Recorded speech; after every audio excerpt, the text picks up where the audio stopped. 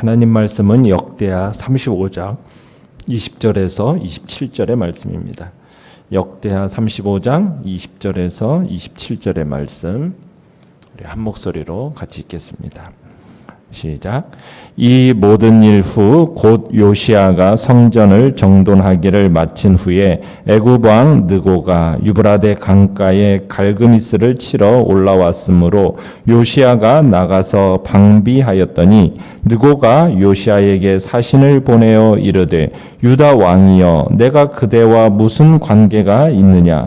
내가 오늘 그대를 치려는 것이 아니요 나와 더불어 싸우는 족속을 치려는 것이라. 하나님이 나에게 명령하사 속히 하라 하셨은즉 하나님이 나와 함께 계시니 그대는 하나님을 거스르지 말라. 그대를 멸하실까 하노라 하나 요시야가 몸을 돌이켜 떠나기를 싫어하고 오히려 변장하고 그와 싸우고자 하여 하나님의 입에서 나온 느고의 말을 듣지 아니하고 무깃도 골짜기에 이르러 싸울 때에 활 쏘는 자가 요시야 왕을 쏜지라.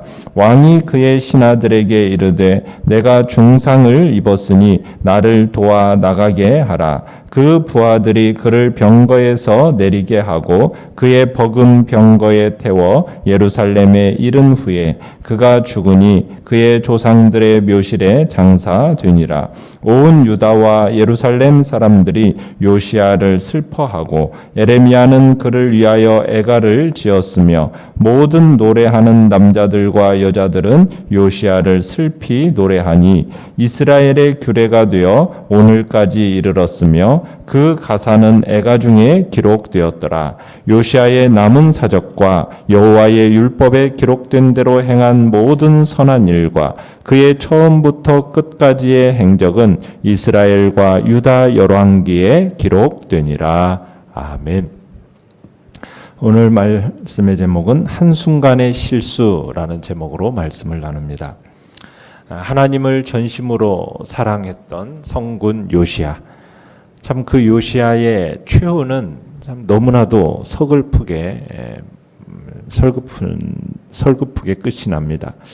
참 애국 군대와의 전쟁에서 전사하고 만 거죠.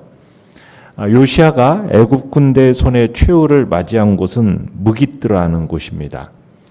20절 시작은 이렇게 시작하죠. 이 모든 일의 후에 곧 요시야가 이제 즉위한 지 18년째 되던 해에 여러 가지 종교적인 일이 일어난 다음에 있었던 일이다라는 표현을 쓰고 있습니다. 그런데 이때부터 13년이 지난 주전 609년에 있었던 일이 오늘 요시야의 죽음의 이야기입니다. 내용 관찰 문제 1번을 보시면 요시야 왕의 죽음에 대한 백성들의 반응은 어떠하였습니까? 24절 25절에 보면은 온 유다와 예루살렘 사람들이 요시야의 시신을 조상들의 묘실에 장사하고 그의 죽음을 매우 슬퍼했습니다. 참으로 요시야는 존경받는 그리고 많은 인기를 누린 왕이었던 것으로 보이죠. 에레미야 선지자는 왕의 죽음을 기념하면서 애가를 지었습니다. 그러면서 26절에 보면은 역대기 기자는 이 요시야를 율법에 기록된 대로 살았던 왕으로 평가를 내리고 있습니다. 율법대로 살았던 요시야. 그는 많은 선한 업적을 남겼던 것이고요. 업적이 두루 기념되는 훌륭한 왕이었음을 이야기하고 있습니다. 자, 내용 관찰 문제 2번을 보시면 애굽 왕 느고가 갈그미스를 치러 온 것은 누구와 싸우기 위해서였습니까? 자, 요시야의 죽음을 불러온 이 애굽 군대와의 충돌 상황을 이해하기 위해서는 이 당시에 소용돌이 치던 국제 정세를 좀 알아둘 필요가 있습니다. 당시 이 근동 지역은 군주국이 바뀌는 진통을 겪고 있었어요. 지난 200여 년 동안 국제적 무대에서 초강대국으로 군림해왔던 나라가 아수르였죠. 그때까지 이스라엘을 괴롭혔던 그 초강대국 아수르의 국력이 땅에 떨어질 대로 떨어지면서 주전 627년에 마지막 대왕의 죽음을 맞이하게 됩니다. 이때까지 아수르의 지배 아래 있었던 바벨론이 이 아수르 제국의 쇠퇴를 틈타서 독립을 선언합니다. 그리고 동쪽에서부터 이제 아수르의 영토를 정복하기 시작을 해요. 그러다가 마침내 아수르의 수도인 아술과 그리고 중심 도시인 니느웨가 바벨론에 의해서 함락이 돼요. 힘없이 무너져 버려요. 그러자 이 근동 남방에 있던 강대국 애굽이 거침없이 이렇게 세력을 확장해 오는 이 바벨론을 견제하기 위해서 이 무너져가는 이 아수르와 손을 잡게 됩니다. 당시에 이 바벨론군에게 연속으로 패배를 맛본 이 아수르 패잔병들이 유브라테스 강 지역의 관문인 이 갈그미스 성을 중심으로 모이게 돼요. 그러나 이 아수르는 이 거세게 몰아쳐오는 이 바벨론의 파상 공세에 밀려서 엄청난 공경에 처해 있었습니다. 그러니까 자력으로는 생존이 불가능한 상황이었던 거죠. 이 바벨론을 함께 견제할 아수르가 이대로 망할 경우에는 애굽 혼자의 힘으로는 저 무서운 바벨론을 상대해야 하는 끔찍한 상황에 직면할 수밖에 없었어요. 그래서 애굽은 이 자국의 미래를 위해서라도 이 아수르를 어떻게든 살려놔야 했던 겁니다. 그래서 애굽의 바로 느고가 주전 609년에 아수르를 돕는다라는 이 명분으로 큰 군대를 이끌고 유프라테스 강 쪽으로 진군해 갑니다.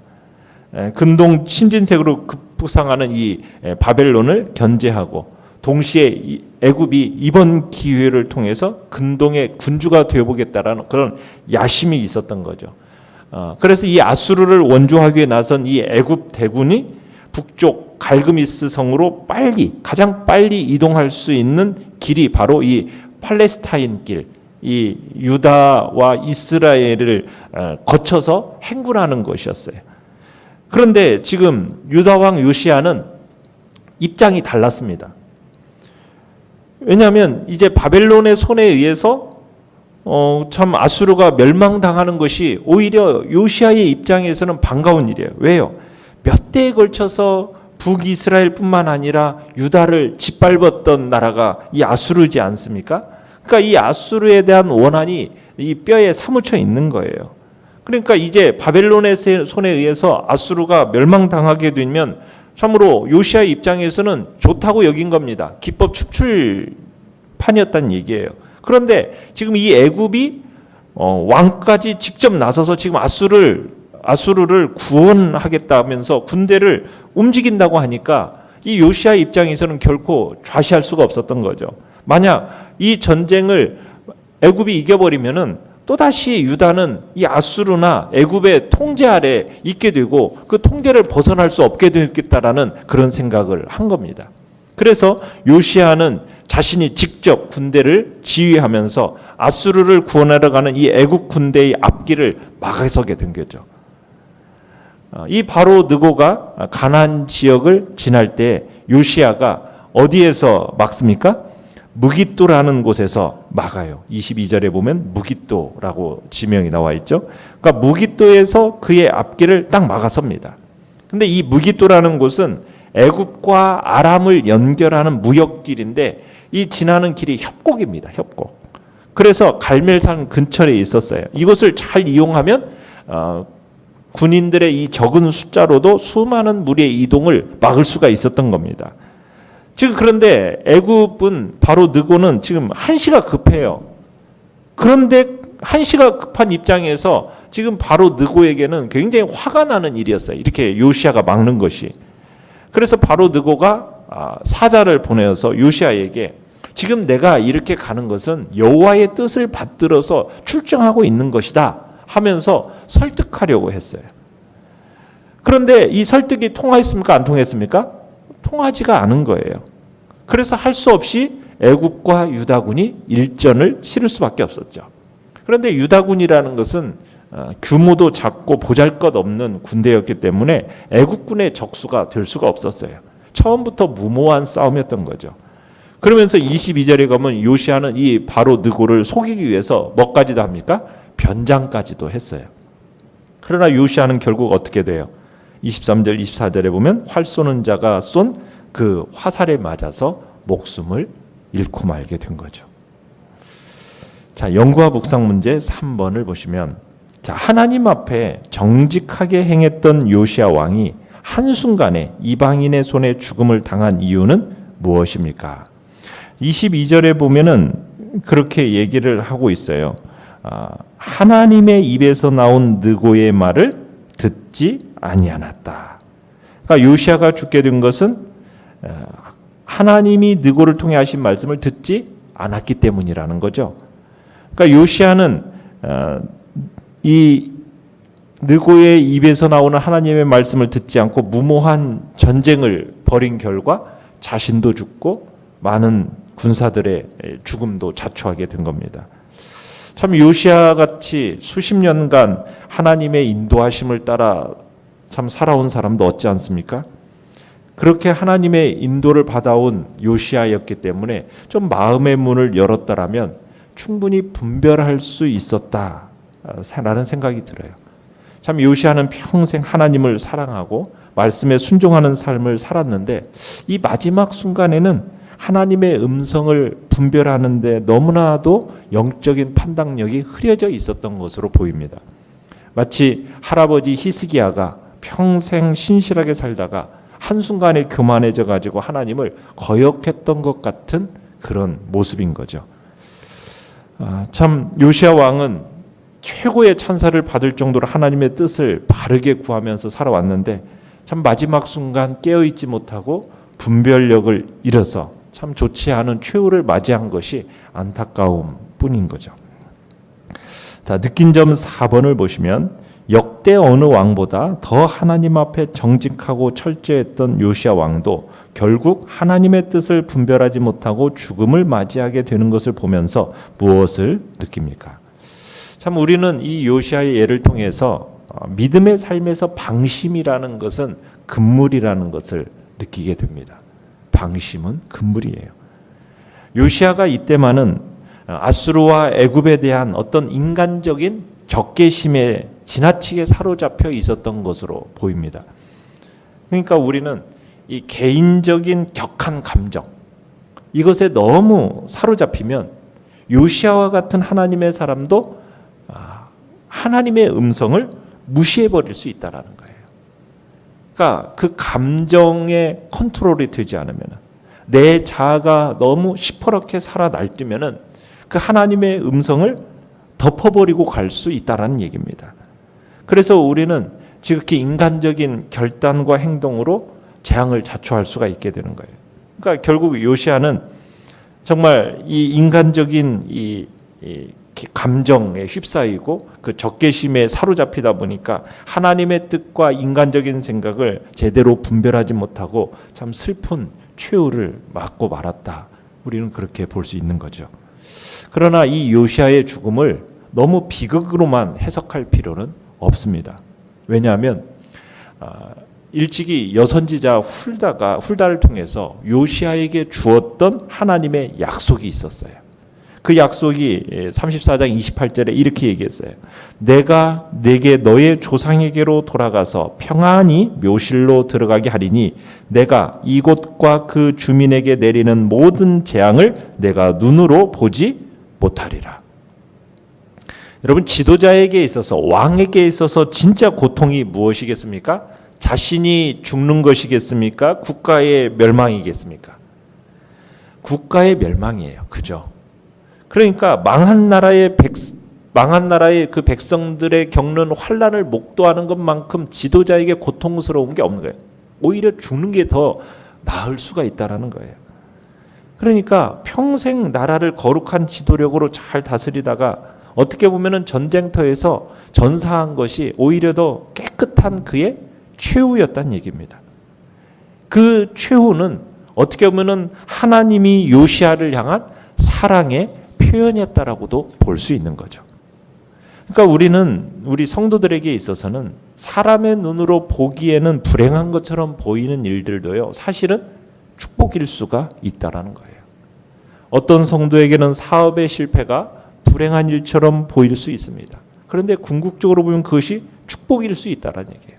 또 어떤 성도에게는 중한 질병이 불행한 일처럼 보일 수 있어요. 그렇지만 그것이 오히려 축복이 되는 경우도 있는 겁니다.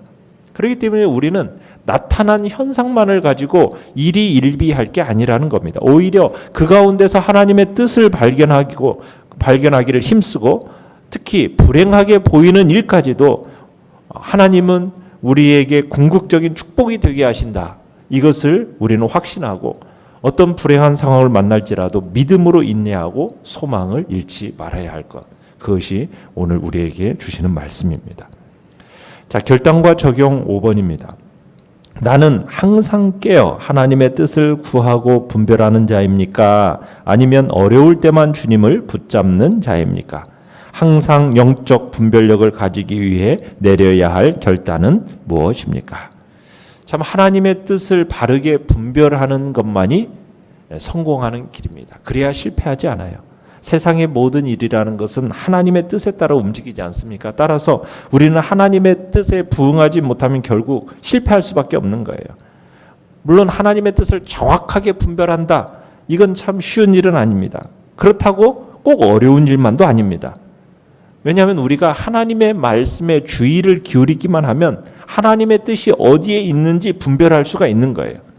왜요? 하나님은 당신의 일을 반드시 당신의 말씀에 근거해서 하시기 때문이에요.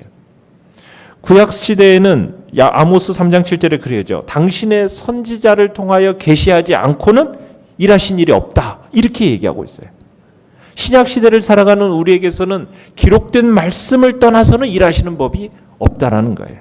그러니까 우리가 어떻게 하면 되는 겁니까? 우리에게 기록된 말씀으로 주신 이 성경 말씀을 깊이 묵상하면서 하나님의 뜻이 무엇인지 분별해낼 수 있다라는 얘기죠. 그래서 우리에게 중요한 것이 무엇이겠어요? 말씀에 대한 깊이 있는 묵상이죠. 그 깊이 있는 묵상을 통해서 하나님의 뜻을 바르게 분별하고 그것을 통해서 우리는 늘 성공적인 삶을 살아갈 수 있다는 얘기입니다.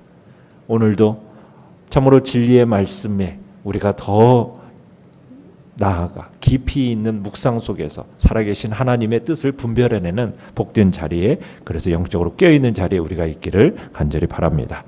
오늘의 기도 같이 읽겠습니다. 시작. 주님의 말씀을 날마다 가까이 하여 항상 영적으로 깨어있는 삶을 살게 하소서. 아멘. 오늘 말씀을 생각하면서 기도하시고요. 연약한 우리의 지체들을 위해서 기도해 주시기 바랍니다. 주께서 코로나19 바이러스 잠잠하여져서 또 우리가 대면하며 예배드리는 일이 많은 성도들 함께 할 수 있도록 주여, 우리 세 번 부르시며 기도하며 나아가겠습니다. 주여,